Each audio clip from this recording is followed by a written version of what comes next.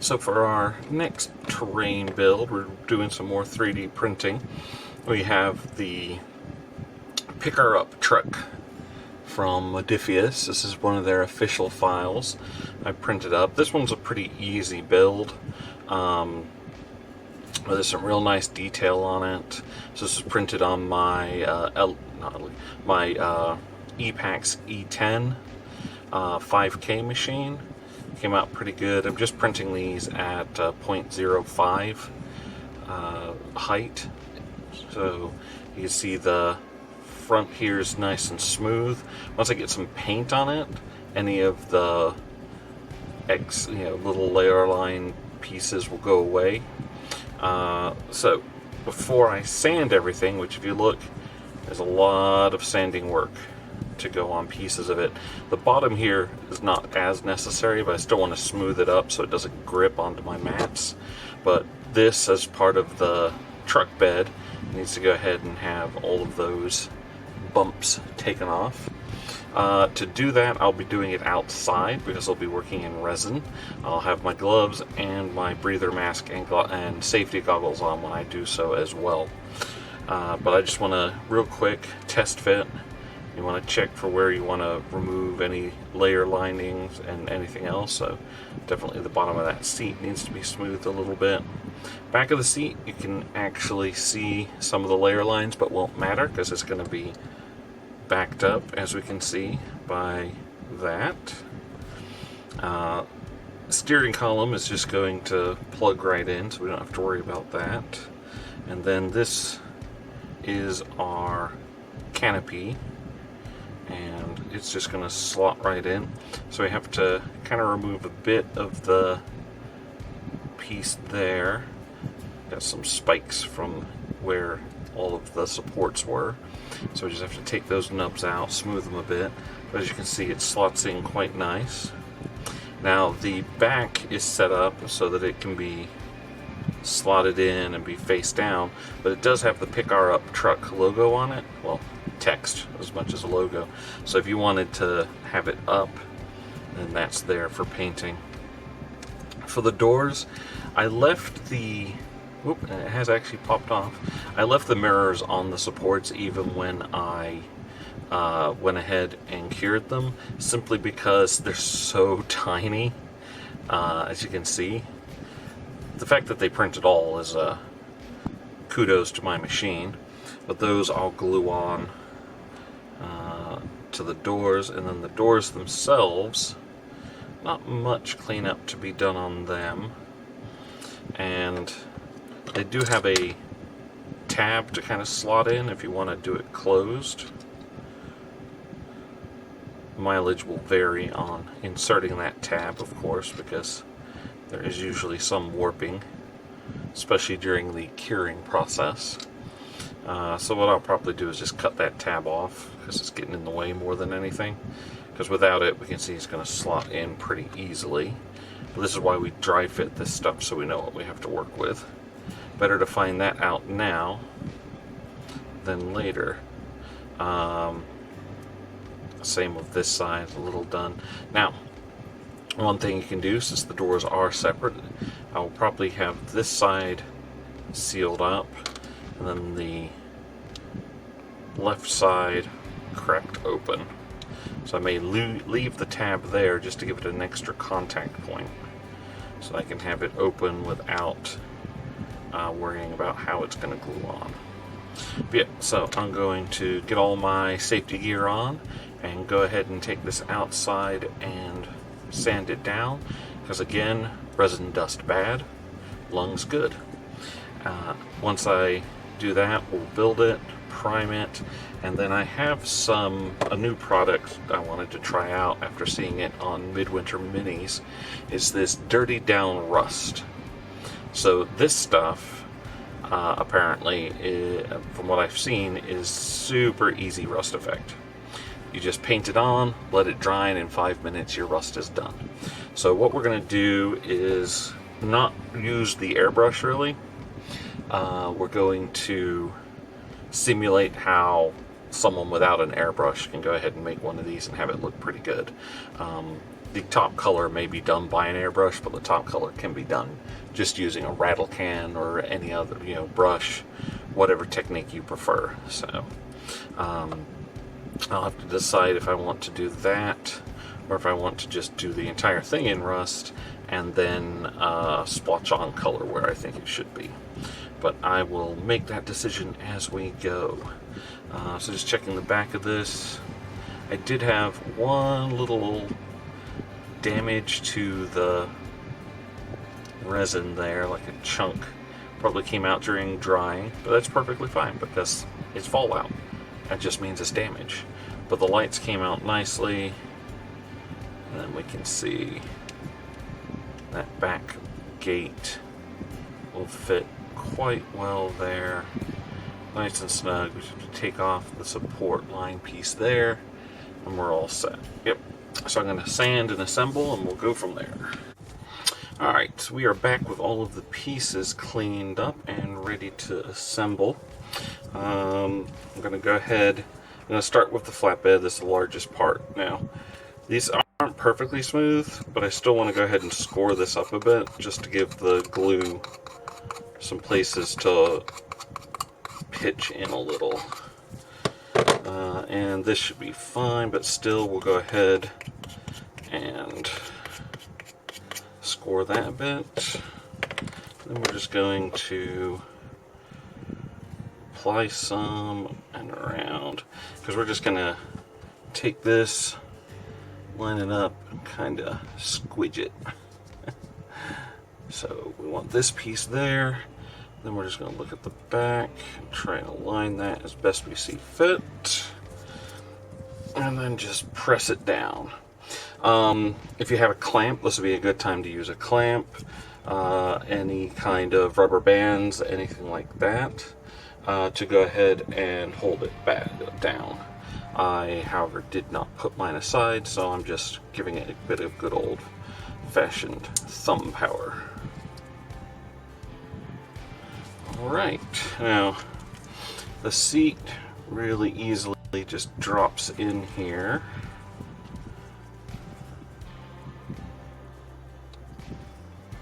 So that's good. Now, we have the steering column. It's going to slot in like that. But then we have the piece here that's going to determine kind of how it sets. So what I'm going to do is just dab a little bit of glue there. I'm going to set this kind of leaning against the seat like that.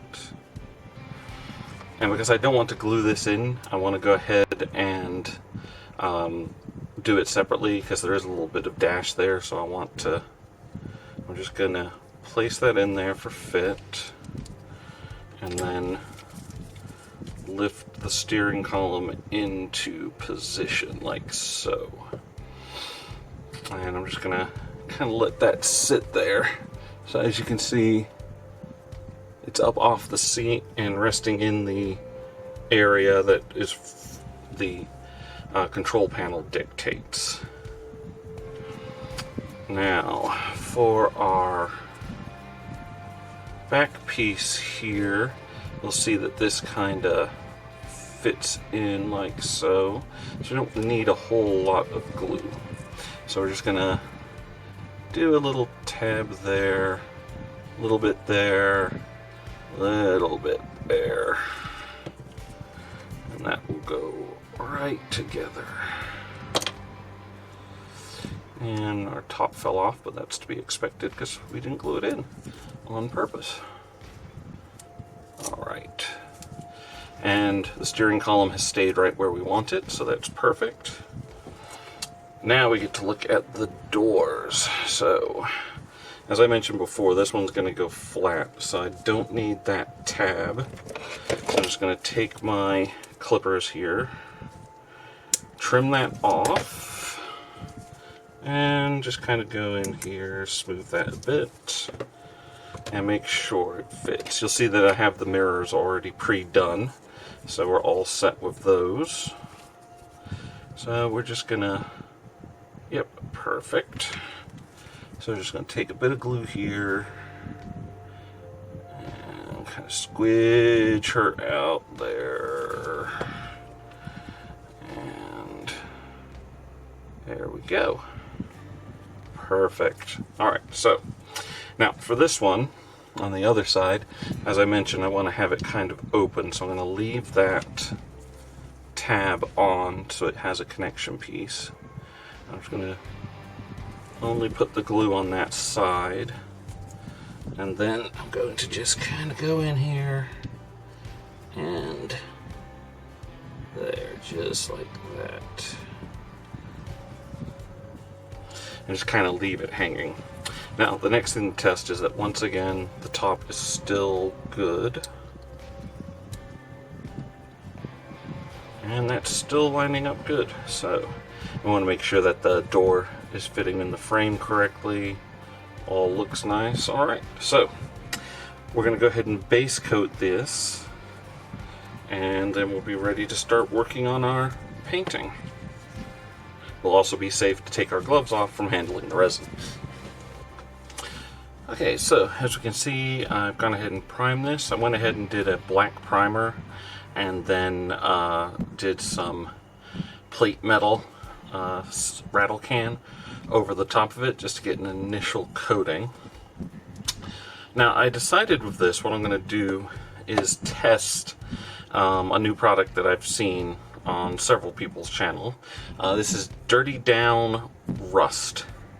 It's a water-soluble paint that you paint on, and then it rusts up. It's from what I've seen, if I can reproduce the effect, the rust effect is very quick and also very good. So I've shaken it up very well, as they state to do, and I'm just going to apply it here and kind of start feathering it out a bit, just as a piece. So this is going to be my initial thing, and then I'm just going to let it sit here and dry a bit, and it should actually dry fairly quickly, they say.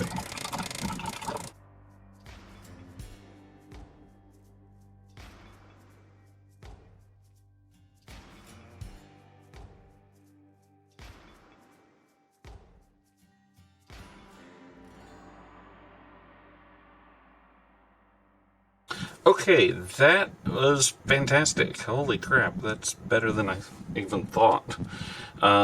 So that's just less than 5 minutes to produce that. And that's just an initial coat. So ways they talk about altering the effect is you can flick some water on it, just kind of sprinkle some, and it'll produce different patterning. But I mean, you apply it thick enough and you see what a gorgeous pattern that got. And then I can just apply color how I feel over the rest of it. So what I'm actually going to do is paint the whole thing in this stuff. The undercoating of metal will poke through a little bit, but mostly it's to influence the initial coat. And then what we'll do for color is we'll do some sponge technique and just sponge stuff on. So what I'm actually going to do is take this and I'm going to tack it on. I'm just going to take a little bit of silly putty, put it here, and then mount it in, basically. That way the colors kind of all join together before I go ahead and finish up the internal pieces.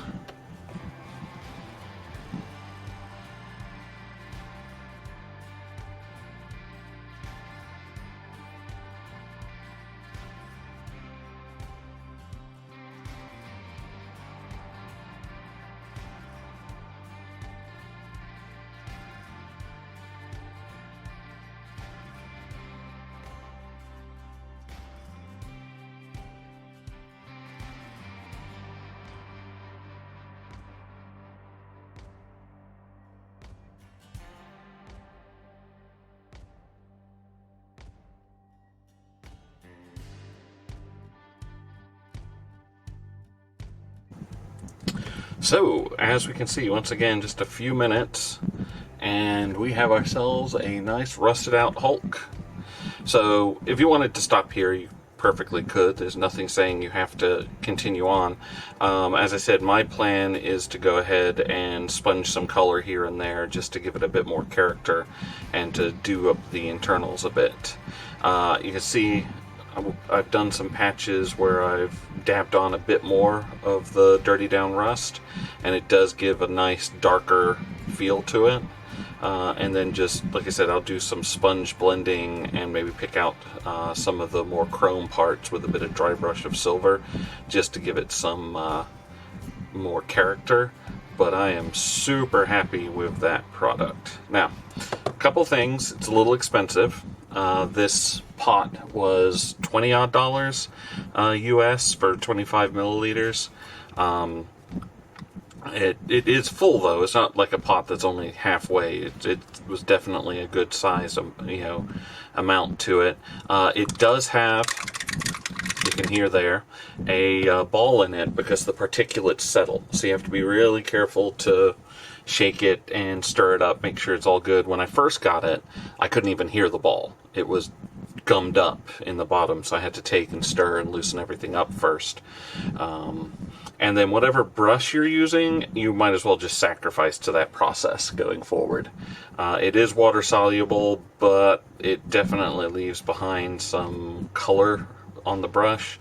Not so much residue, as the bristles are as good as they were before. That's why I used one of my old terrain brushes that are no longer good for painting actual miniatures. But yeah, so we're going to go ahead, I'm going to seal this, because the other thing they mention is that since it is water soluble, getting water on it could reactivate the chemical, which is good for, if you want to sponge off a bit or do some other work with it. But also means if the paint you're using has a bit of too much water in it from the chemicals perspective, you could accidentally reactivate the and kind of mess it up a bit. So I'm not going to take that risk. I'm going to seal it and then continue to work just to make sure I don't have any problems with it. So we will seal it and then come back to work on the interiors. Okay, so now we're going to apply some color, so basically the original paint that may have been on this. We're going to do some sponge techniques. So you can kind of see what I'm going for on this side. But what you want to look at is where the rust would really be built up, which is usually going to be on the hood, so we don't want to take away from that.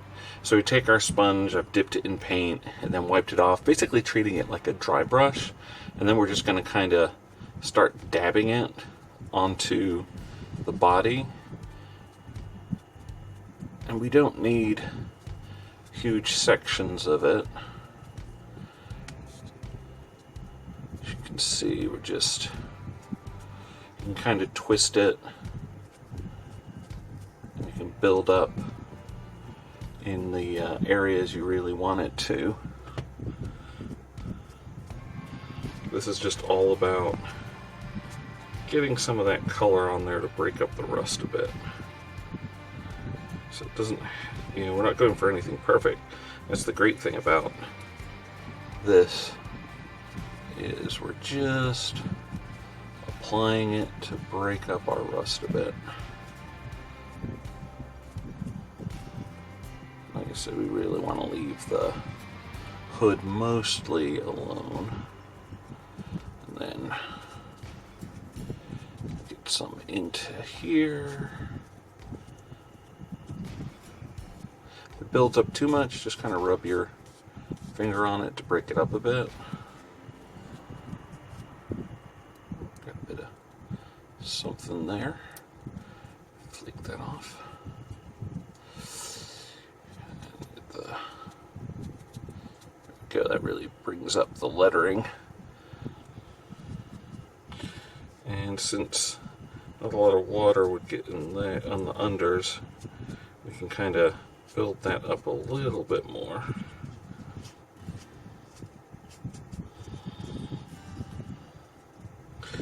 Again, this is just kind of acting like a dry brush.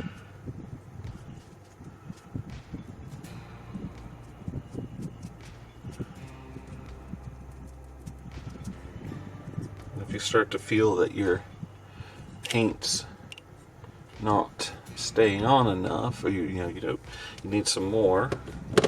So just taking this, and this is just an ordinary kitchen sponge. You can use makeup sponges, you can use all kinds of different textured sponges, loofahs, anything you want to get the texture look that you want. Just like with a dry brush, you want to get rid of most all of the, and then you can kind of just kind of dab and see if you're getting wet spots or anything. Just do it on your own skin. Then come back in here. There we go. Start adding a bit more onto some of these pieces, especially under there. A bit bright, so we'll rub that.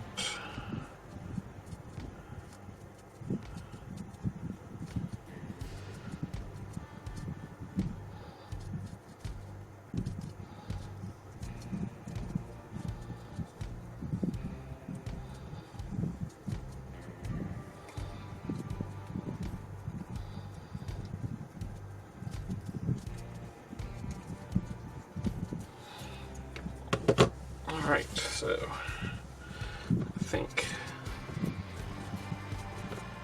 that should be enough.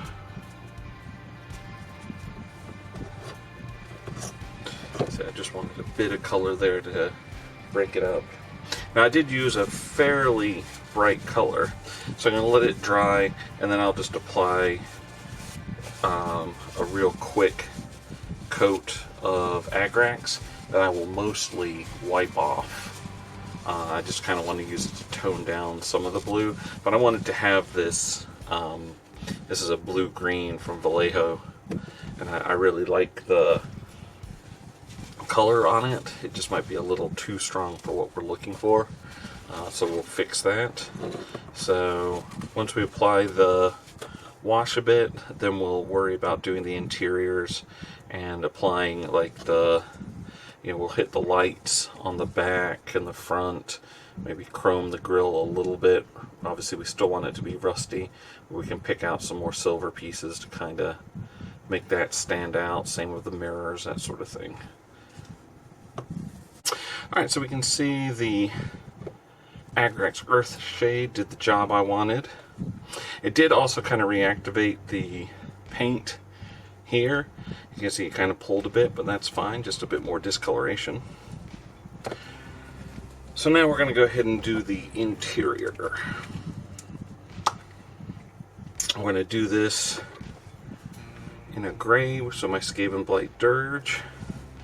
We're just going to focus on the seat, the back, and the interiors of the door.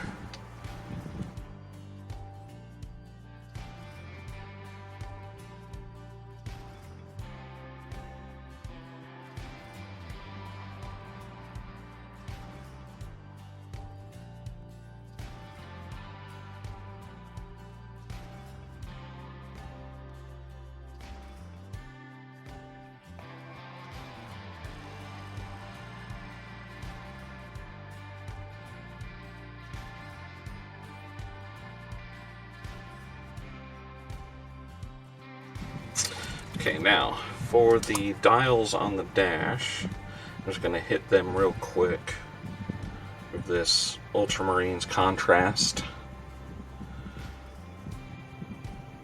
Can't really see it once it's all assembled, but I'll know it's there.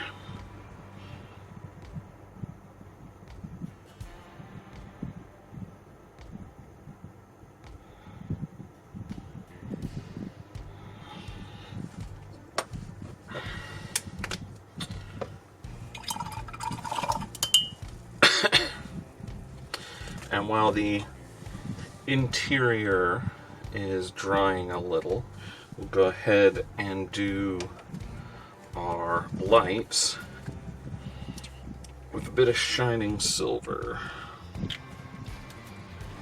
which we will go over with contrast as well.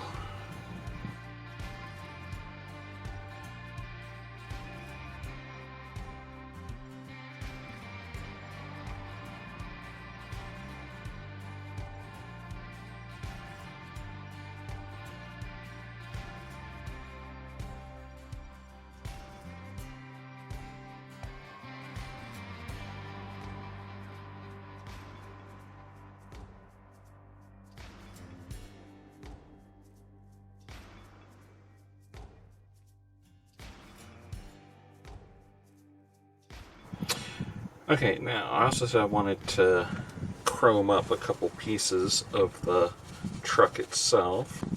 So we're just going to take that same shining silver, and we're just going to dry brush it onto the front grille to begin with.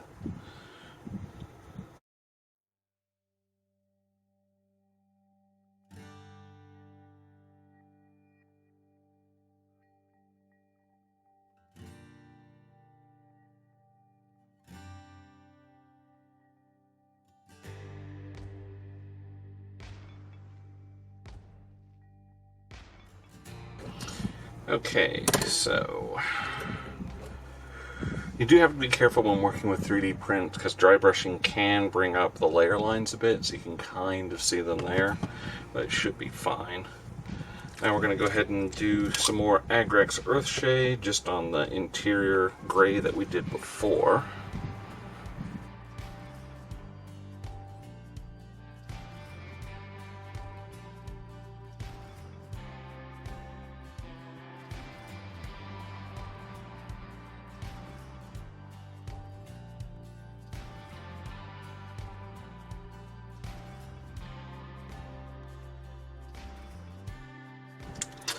Now, for the tail lights, we're just going to take our Flesh Terrors contrast and go over the parts that we just did silver.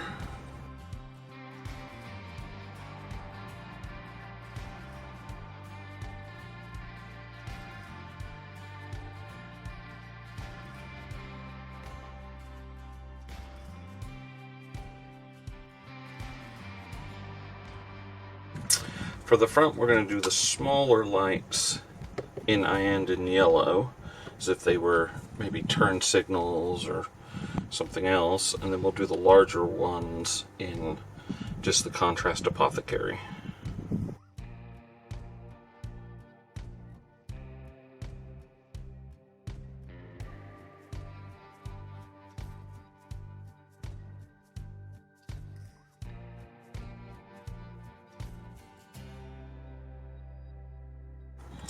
Alright, so those done, we can now go ahead and properly mount the roof of the car into the roof of the truck into the rest of it. So just going to take a bit of super glue,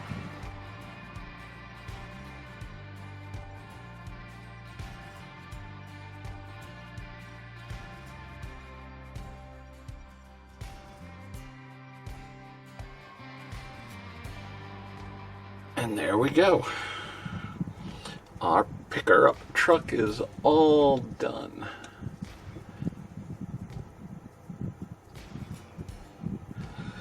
I think it looks quite good. I like the little splashes of that blue color here and there. The model itself is really nice. I like how it printed up. So I think it'll look really good on the table. So again, this was done primarily with that dirty down rust again. I think I have some T45s. I'm going to go back and work with it on those as well. Also, it will be making an appearance with the tractor trailer. I'm not going to be doing a video on the tractor trailer just because it's so large. I'm kind of working at it at my own pace. I will have some pictures of it put up though. Next week, hopefully, we will have a Marvel video up. I'm looking to do up my Moon Knight still, so I'm going to try and get that finished up. And we'll be back this Friday with an unboxing for the 2 newest sets from the current Commonwealth expansion. So enjoy. I hope you learned a couple things, and we'll see everyone later.